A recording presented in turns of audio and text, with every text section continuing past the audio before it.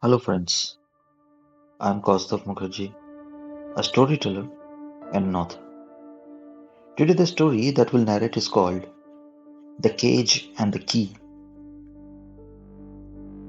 The fluorescent lights of the office didn't just illuminate the room, they seemed to bleach the color out of Iron's soul. At 7 p.m., the office was still humming with the frantic energy of urgent deadlines that weren't actually urgent, just the whims of a man who enjoyed the power of keeping people late.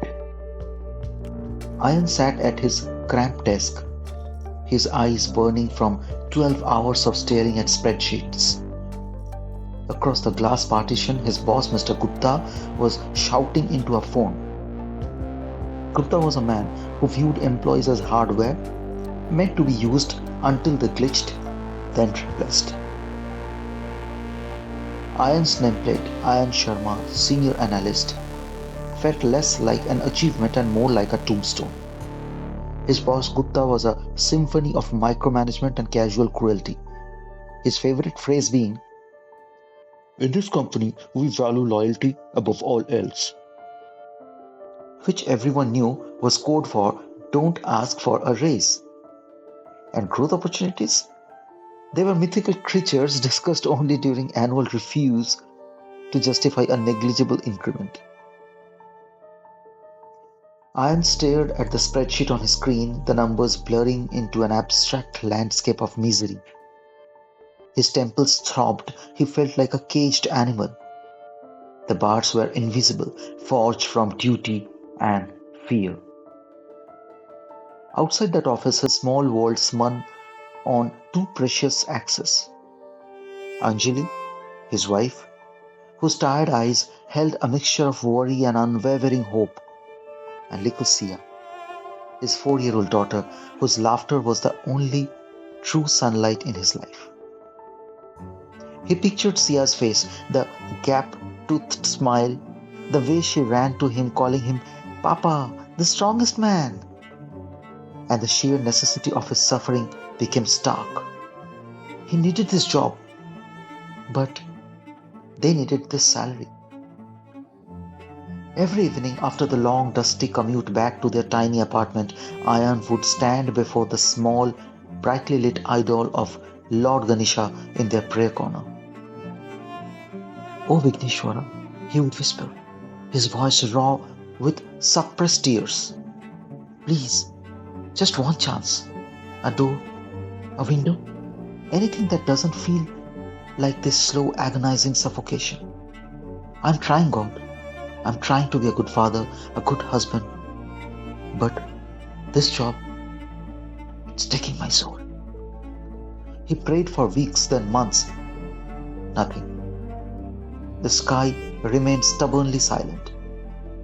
His frustration cuddled into a bitter resentment, a thick, poisonous fluid that seeped into his interactions, making him short tempered and distant. He felt like a fraud coming home exhausted, unable to match Sia's innocent energy. He was supposed to be the strongest man, but he felt utterly, irrevocably weak. One Tuesday, the routine was broken. Mr. Gupta called him to his office, a smirk playing on his lips. "Sharma, there's been an adjustment. Your whole team, in fact, the HR is initiating a restructuring." A cold knot twisted in Iron's gut. Retrenchment? The fear he had been running from had finally caught him. He was handed a heavy manila envelope containing his termination letter, effective immediately, citing redundancy in the updated organizational matrix. The severance package was meager, a pathetic cushion against the sudden drop into the abyss. Ian walked out of Mr. Gupta's office feeling oddly light, a sense of doom mingled with a terrifying, fleeting freedom. He packed his desk quickly, the fluorescent lights still humming, now sounding like a mocking laugh.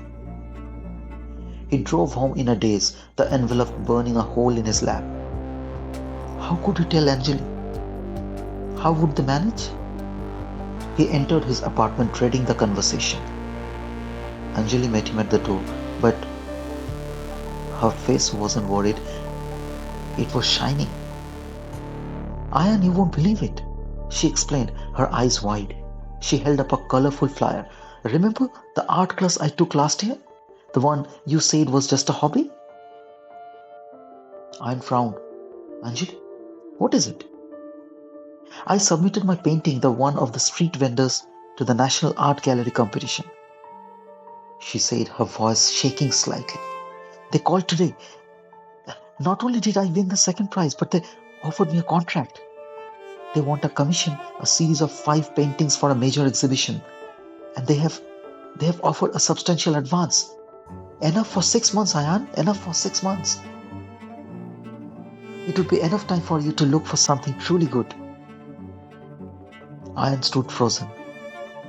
The key to his cage hadn't come through the office door or through a divine lightning bolt or even from the job listings he obsessively checked. It came from Anjali, his quiet, supportive wife whose dreams he had unconsciously dismissed as secondary to his corporate struggle. The key was in the uncomprehended power of their partnership, in the unheralded potential he had failed to see right beside him. He dropped the termination envelope on the floor. It didn't matter anymore. Tears welled up. But this time, they were not of frustration, but of humbling, overwhelming relief. Sia ran out from the bedroom holding a crayon drawing of a house. Papa, did you see Mama's shining paper? Ayan scooped up his daughter, hugging her tight, then met Anjali's gaze. The fear was gone, replaced by a fierce, new determination. The caged animal was free. The prayers had been answered not with a better job, but with a better life, revealed through the person he loved most. The path forward was uncertain, but for the first time in years, Ayan Sharma wasn't just breathing, he was alive. Thank you.